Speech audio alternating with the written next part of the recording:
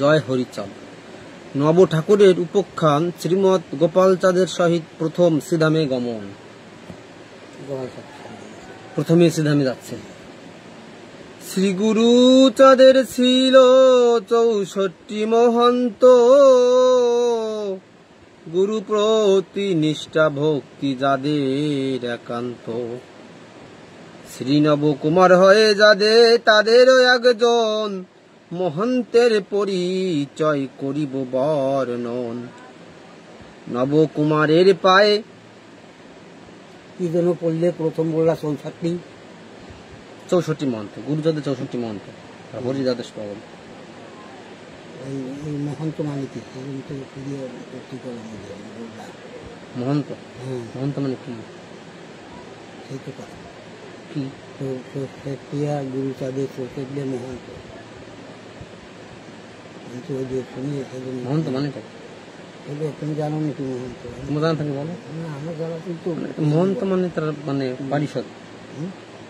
64 দিয়া মহন্ত। 64 তো বুঝেছি, 64 সংখ্যা। মহন্ত কি পারিষদ? আর সেইটা পারিষদ না কি? 64 জন পারিষদ হবে। বুঝতে নেই বলে তো টানিয়ে করলাম। বুঝতে তো হয়তো এই কজন লাখ সোনার লীলায় করাইছে। এখন কি বলবো, গোপাল সাধু সাথে চল সেই গেছে, সেখানে কালিতে 64 লোক সেই যাবে। লোক তো ছিল বহুত লোক হয়তো। মানে পাগল তো বহুত পাগল ছিল। দ্বাদশ পাগল নাম দিল কেন? 12 জন পাগল। আরো তো কোনো কত পাগল ছিল, তাদের তো ওর মধ্যে বললো না কেন? সেই জন্য তো বোঝার বিষয়। 64 জনের কথা করবো, এনে দিল দ্বাদশ পাগল। আর এনে 64 হয়তো মানে এনটা হয়তো বেশি ওনার মানে কাছের নাকি? কাছের তো সবাই, দূরে কেউ না। কাছে সবাই,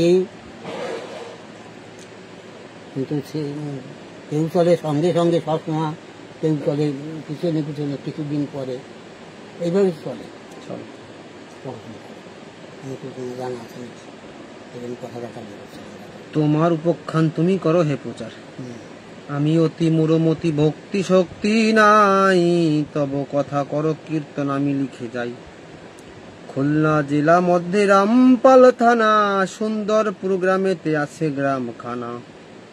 সেই গ্রামে বাস করে ধনঞ্জন রায়ে, লক্ষ্মী স্বরূপা স্ত্রী নাম লক্ষ্মী হয়। পুত্র কন্যা লক্ষ্মী নাম, আর লক্ষ্মীও বটে, আর স্ত্রীর নামও লক্ষ্মী। লক্ষ্মী নাম হলে লক্ষ্মীর মতন না দেখা গেলে, লক্ষ্মীর মতন আচরণ না হলে তার লক্ষ্মী বলা যায় না। পুত্র কন্যা সিরায়ের মাত্র 3 জন, তাই পেয়ে দোহে থাকে আনন্দিত মন। প্রথমেতে পুত্র চন্দ্রমণি, দ্বিতীয় কন্যা তপতী নামেতে কন্যা রূপে গুণে ধন্যা। সবার কনিষ্ঠ হয় শ্রীনব কুমার, শ্রী গুরু সেবক বলি জানে নারী নর। এই যে নবকুমারের বাড়ি ছিল কোথায়? রামপাল থানা, খুলনা জেলার মধ্যে রামপাল থানা, সুন্দরপুর গ্রামে। হ্যাঁ, সুন্দরপুর গ্রামে নামেতে আছে গ্রামখানা। এখন যদি বলি যে তুমি কি চেনো পুরিয়া নগরী, কেউ তো চেনো না। সফল ওই জন্য আশপাশ বললে আমি চিনি না। আশপাশ যেই বলবার চেনা থাকতো আমি তখন বলবো না। কেমন গোপালগঞ্জের আশপাশ না করলে অর্জনের চেনে না। গোপালগঞ্জ কোন জায়গা? দান করিল দয়াল তাহা বলিবারে চাইয়ে দিন কাঙাল। শ্রী গুরু চাঁদের সেবা করে যেই জন, মানব কুলেতে হয় শ্রেষ্ঠ সেই জন। পুত্র কন্যা লয়ে রায়ে আছে মহাসুখে, পরিপাটি সংসার আছে সর্বদিকে। গোলা ভরা ধান আছে, পুকুরেতে মাছ, গোয়ালেতে গাভী আছে সুখময় সাজ। এইভাবে ধনঞ্জয় দিন চলে যায়, এদিকেতে তপতি বিয়ের বয়স হয়। কন্যার জন্যেতে রায় সদা মনে ভাবে, তপতির যোগ্য পাত্র কোথায় মিলিবে। কন্যার যোগ্য বর মিলিবে যে কোথায়, সেই হেতু নানা স্থানে ঘুরিয়া বেড়ায়। ঘটক সঙ্গেতে আসে শ্রীলক্ষ্মী খালিতে, প্রস্তাব করিল ভাট গোপালের সাথে। এই ধনঞ্জয় হয় গুরুচাঁদের ধরা, কালক্রমে হয়েছিল গোপালের ধারা। এবে দাদা গুরু ভাই যদি দয়া করে, পুত্র তরে ন্যায় কন্যা অতি ভাগ্য জোরে। ভীত মনে সসংকোচে কিছু নাহি বলে, দণ্ডবত হয়ে রায় ভাসে আখি জলে। অন্তর্যামী শ্রী গোপাল জানিল অন্তরে, ডেকে বলে ধনঞ্জয় ভয় নাই ওরে। বিধির বিধান হলে কে রুধিতে পারে, আমরা করিব তার ইচ্ছা অনুসারে। শান্ত হও ধৈর্য ধরো, দেখো কিবা ঘটে, বঞ্চিত হয় না কেহ প্রভুর নিকটে। বসহে আসনে তব এ শুভ লগনে, পূর্বসূত্র নাহি যাবে তোমা আমাসনে। কালের গতিতে হয় যা পরিবর্তন, পুত্র হয় পিতা সমবিধির ঘটন। তখনই গোপাল পুত্র জ্যেষ্ঠ হরষিত, বিয়ের বয়স প্রাপ্ত রূপে সুশোভিত। গোপালের বড় ছেলের নাম কি ছিল? হরষিত। তখনই গোপাল পুত্র জ্যেষ্ঠ হরষিত, বিয়ের বয়স প্রাপ্ত রূপে সুশোভিত। তখন বিয়ের বয়স হয়ে গেছে। পূর্বে কন্যা সাধুর দেখাশোনা আছে, ওই কন্যার গোপাল সাধুর দেখাশোনা আছে। মঙ্গল ভাবি গোপাল সম্মতি দানিছে, দুই পক্ষে মিলে গেছে কুলশীলমান। শুভ দিনে পরিণয়ে হলো সমাধান। ধনঞ্জয় হলো এবে গোপালের আত্মীয়, আরো যেন দেশ মধ্যে হলো সবা প্রিয়। এবে নবর বয়স 12 বৎসর, বয়সে বালক বটে বুদ্ধি তীক্ষ্ণতর। হরিনাম কীর্তন আদি ভালোবাসে মনে, কোনো কিছু না ভাবিয়া যেত সেইখানে।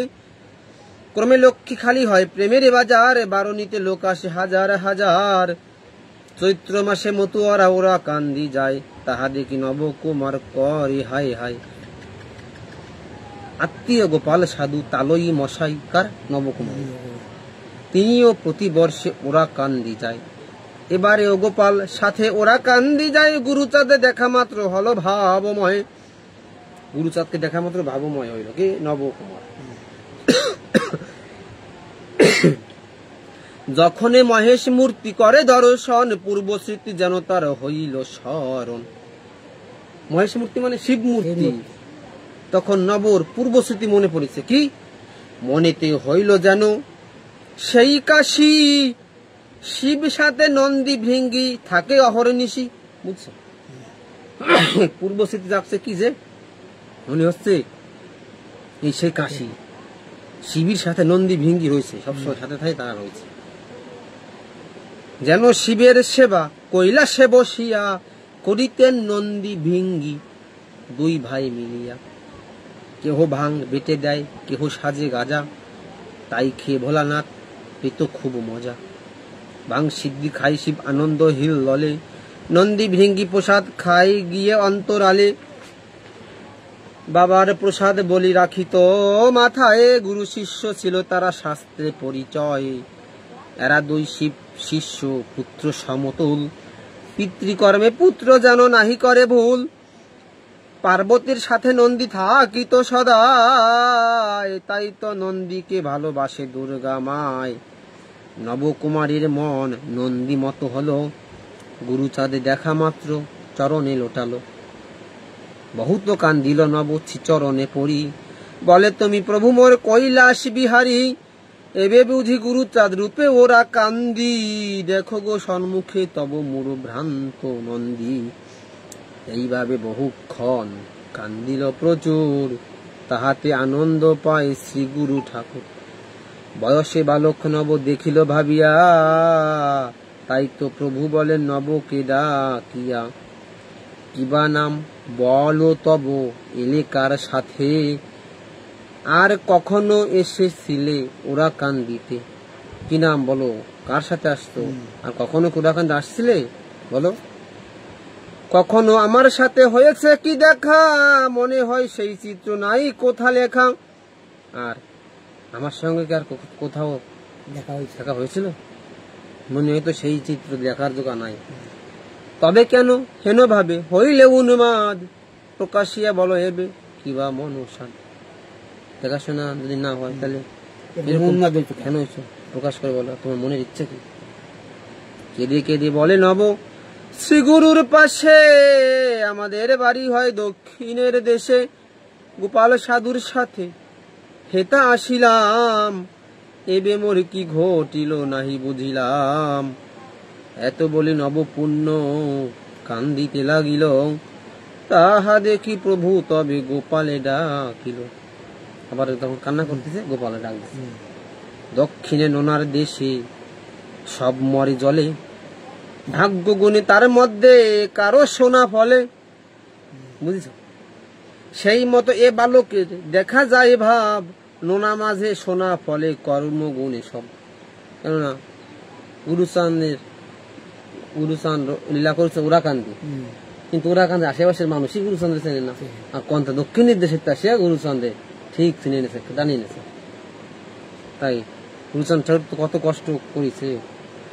তব সাথে এ বালক আসিল শ্রীধাম, আমি বলি হরি ওর পুরাও মনস্কাম। শ্রী গোপাল বলে এবে কর জোর করি, তুমি তো রয়েছ বাবা সবার কান্ডারি। তোমার ইচ্ছাই জীব ভাবে আসা যাওয়া, তুমি ভব পারের দেয়া নেয়া খেয়া। আমি তো গোপালে হাবা নাহি কোন গুণ, সর্বগুণেশ্বর তুমি সাজো হে নির্গুণ। তোমার ইচ্ছায় প্রভু জগৎ চলিছে, ভালো মন্দ সূক্ষ্ম স্থূল সব তব কাছে। গুরুচাঁদ বলে তবে আর কি বা চাও, সুফল ফলিবে বৃক্ষে দেশে চলে যাও। নবকে ডাকিয়া বলে গুরুচাঁদ পূর্ণ, এক কথা বলি তোমা বাসাধন শোনো।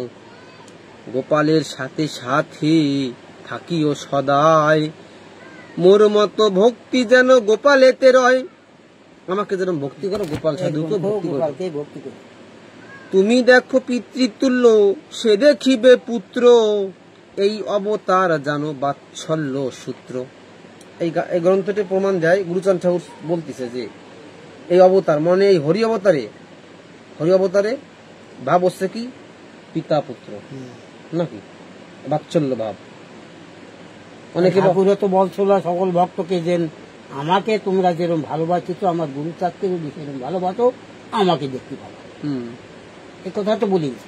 অনেকে বলে যে একজন বাবা থুয়ে তো আরেকজন গুরু করছে, তারে বাবা কখন এ না বুঝে কয় তোমার বাবা কখন, তো বাবা কখন এটা কি করে, কি হয়েছে বাৎসল্য ভাব। এরা কথা দোষ, সেই তো এই কথা সেদিন তোমার বললাম যে তুমি দেখো পিতৃতুল্য গোপালে করছে, তুমি গোপালে মানে নবকুমারে বলতেছে যে নবকুমার তুমি পিতৃতুল্য দেখবা গোপালকে, আর সে দেখিবে পুত্র, এই অবতার জানো বাৎসল্য সূত্র। সাক্ষ্য বাৎসল্য মধুর।